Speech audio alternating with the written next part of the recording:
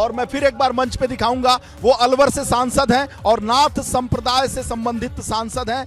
मठ है अलवर में, उसके महंत हैं। अपने गुरु भाई योगी आदित्यनाथ के नामांकन कार्यक्रम में अलवर के सांसद पहुंचे हैं। यानी आप देखिए मंच पर वो बैठ चुके हैं, विराजमान हैं। उनके बगल वाली सीट में बता दूं, मैं चूंकि वहां पहुंच चुका हूं, अब पुलिस मुझे रोक रही है इसलिए नहीं जा सकता हूं, लेकिन दर्शकों को बता दूं कि बगल वाली सीट संजय निषाद की है और उसके उस पार सीट आशीष पटेल की है, योगी आदित्यनाथ की है, साथ ही अमित शाह जी की है। अब मैं मंच से हटाया जा रहा हूं, अपने छायाकार को लेकर दूसरी जगह जा रहा हूं और राकेश त्रिपाठी भी हैं और इनसे भी मैं जरूर पूछूंगा। भाई राकेश त्रिपाठी जी, आप लखनऊ से चलकर आए हैं, आखिर ये जो नामांकन है ऐतिहासिक है। कभी सांसद के तौर पर नामांकन तो कई बार किया योगी आदित्यनाथ ने, विधायक के तौर पर कर रहे हैं राकेश त्रिपाठी जी, वोटों की संख्या क्या होगी?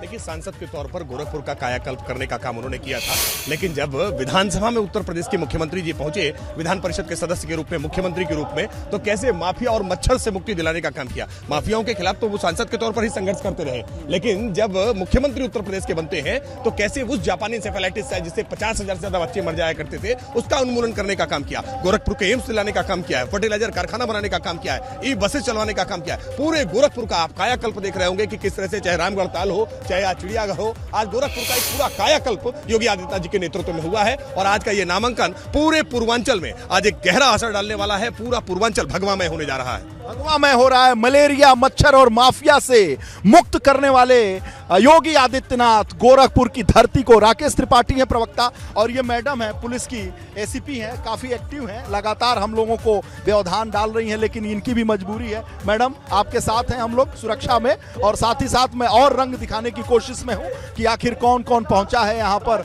आप देखिए कि फोटो सेशन भी हो रहा है और ये जो शख्स हैं समीर सिंह प्रवक्ता हैं, संजय मयूख राष्ट्रीय सह मीडिया प्रभारी आप देखिए मौजूद हैं, यहाँ पहुंच चुके हैं। जब अमित शाह रहेंगे वहां ये जरूर रहेंगे। भैया क्या होगा, नामांकन ऐतिहासिक है, नामांकन भी ऐतिहासिक है और विजय भी ऐतिहासिक होगी। निश्चिंत रहिए, उत्तर प्रदेश की जनता है, प्रधानमंत्री नरेंद्र मोदी जी और मुख्यमंत्री योगी आदित्यनाथ जी, और यूपी मांगे फिर से भाजपा सरकार तय है, क्योंकि ऐतिहासिक जीत की आप प्रतीक्षा करिए 10 मार्च को। नारा है जय भाजपा तय भाजपा। जी भाई बताइए, समझिए। गोरखपुर यूनिवर्सिटी के अध्यक्ष रहे, पदाधिकारी रहे, आपकी कर्मभूमि है, आप प्रवक्ता हैं, तो पूरा एकदम ललकार के बोलिए। बिल्कुल बिल्कुल ललकार के भारतीय जनता पार्टी बड़े बहुमत के साथ सरकार बनाएगी, बड़े बहुमत के साथ। चलिए, बड़े बहुमत की सरकार। मैडम आप भी बताइए, ये सब लोग कह रहे हैं बड़े बहुमत की सरकार बनेगी, तो ये बहुमत कहाँ तक बनेगा? देखिए, पिछली बार का रिकॉर्ड तोड़ने वाले हैं इस बार योगी जी, क्योंकि हम खासकर महिलाएं ये बात कह रहे हैं कि ये योगी नहीं, ये कर्म योगी हैं, और इस कर्म योगी के इस राज्य में, जो उत्तर प्रदेश नहीं अब उत्तम प्रदेश के नाम से जाना जाता है, इसमें महिला ही सुरक्षित नहीं है, हर एक व्यक्ति सुरक्षित है। यहाँ पर इंडस्ट्रीज आ रही हैं, हम जैसे लोगों को जो महिला भी सुरक्षित है, औद्योगिक विकास भी हो रहा है। सोनम किन्नर जी हैं, राज्य मंत्री का दर्जा प्राप्त है, और ये कहा जाता है कि शुभ अवसर पर अगर किन्नर का आशीर्वाद आपके हाथ हो तो फिर फलीभूत होता है। लाइव है बिल्कुल। मैं योगी आदित्यनाथ जी, हमारे महाराज जी, अभी हम लोग मिल के आए, राजू दास जी, मैं और हमारे परमहंस महाराज जी, योगी आदित्यनाथ जी हमारा अभिनंदन स्वीकार किए। हम लोग साथ में अवैधनाथ महाराज जी का पूजा किए और हमने उनको केसरिया रंग में, निश्चित है सर 2022 केसरिया रंग में रंगेगी, 300 प्लस पार होंगे, विकल्प नहीं है। जितने फर्स्ट चरण में चुनाव हो रहे सारे जाट मारा है, बीजेपी का है जाट, जठे जाट वहाँ ठाट जाट सारे भारतीय जनता पार्टी को पसंद कर रहे हैं, ये लोगों को नकार देंगे। कहा जाता है कि किन्नरों का आशीर्वाद अगर मिल गया शुभ अवसर पे तो फिर गाड़ी आपकी बहुत सरपट दौड़ती है। बिल्कुल, यह सीट गोरखपुर हमारी गुरु आशा यादव उर्फ अमरनाथ यादव 1.25 लाख मतों से इसी शहर से महापौर बनी थी, और हम लोग केसरिया चावल घर घर बांटेंगे, और योगी जी यहाँ से कम 3 लाख वोटों से जीत रहे हैं। 3 लाख वोटों से जीतेंगे। आशा देवी, ये पहला शहर है जहाँ से महापौर हुई थी, मेयर हुई थी, पहली देश की किन्नर थी, इसलिए ये भूमि जो है इनके आशीर्वाद के लिए। देखिए राजू दास अयोध्या से चलकर आए हैं, ये साधु सन्यासी भी चलकर आए हैं और एक चैनल के साथ हैं, इसलिए मैं राजू दास जी को कहूंगा कि वो हमसे कुछ बात करें, लेकिन जाहिर सी बात है मर्यादा है, हम दूसरे चैनल का भी सम्मान करते। बताइए महाराज जी कहाँ से आए हैं? अयोध्या हनुमानगढ़ी से आए हुए हैं। हनुमानगढ़ी से आए हैं? जी जी। महाराज जी आप कहाँ से आए हैं? हम यहीं के हैं, राम जानकी मंदिर। जानकी मंदिर कहाँ? जी गोरखपुर। ये सारी साधु संतों का आशीर्वाद चल रहा है एकदम। जी जी, सबका साथ, यूपी के पूरे जनता का सबका साथ, सबका विश्वास और सबके विकास के साथ महाराज जी पूर्ण बहुमत के साथ जो है 10 मार्च को सरकार बनाने जा रहे हैं। राजू दास जी जब अगर आप फ्री हो जाएं तो मेरे पास जरूर आइए। राजू दास जी हनुमानगढ़ी के मुख्य पुजारी और ओजस्वी वक्ता, भारतीय जनता पार्टी से संबंध भी रखते हैं। राजू दास जी मैं कुछ बोलूंगा नहीं, बोलते तो जब आप हैं तो जनता सुनती है और हम लोग भी मंत्रमुग्ध हो जाते हैं। पहले तो पूरे देश के आम जनमानस को ढेर सारी शुभकामना, मंगल कामना, और उत्तर प्रदेश के जनमानस को से अपील है कि ये जो उत्सव है इसमें किसी भी प्रकार के किसी की द्वेष भावना से दूर हटकर आप घर से बाहर निकलकर वोट करें, पहली बात।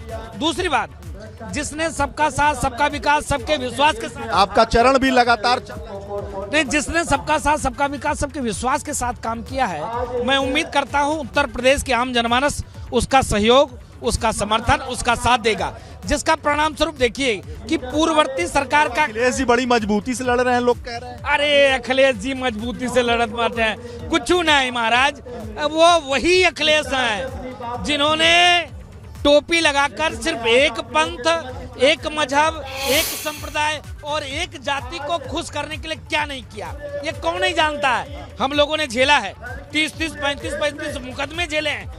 जेल जब 84 कोसी परिक्रमा कर रहा था तो सलाखों के पीछे जाना पड़ गया। मैं पूछना चाहता हूं माननीय अखिलेशुद्दीन जी, आपसे मेरा सवाल है, क्या आज क्यों आपके अंदर परिवर्तन आ गया?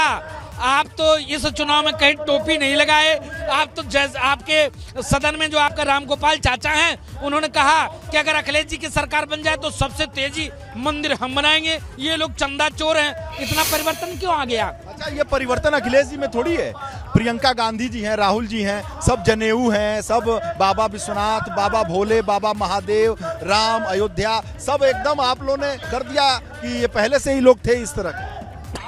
अभी बोलेंगे तो आपको तकलीफ होगा और आपके माध्यम से जो जनता हमें काहे तकलीफ होगा? नहीं, तकलीफ इसके नाते होगा कि थोड़ा सा मैं उग्र बोलता हूँ। उग्र बोलते हैं तो मुझे थोड़ी बोल, उग्र बोलना मतलब सही बोलना। सही बोलना ये है, मैं पूछना चाहता हूँ सोनिया एंटोनो माइनो से, प्रियंका वाड्रा से, राहुल बाबा से, क्या परिस्थिति आ गई कि कुर्ते के ऊपर से आपको जनेऊ पहनना पड़ रहा है? क्या स्थिति आ गई कि आपको तिलक लगाना पड़ा है? क्या परिस्थिति बन गई कि साधु संतों के चरण में झुकना पड़ा है? जब आप हमको बोलते थे भगवा आतंकवादी, बोको हरम, ISI और तालिबान से जोड़ देते थे, नंबर एक। नंबर दो, एक लोग कहते थे कि मेरी नानी को बहुत तकलीफ हुई जब बाबरी मस्जिद तोड़ा गया, उनको भी अयोध्या आना पड़ गया।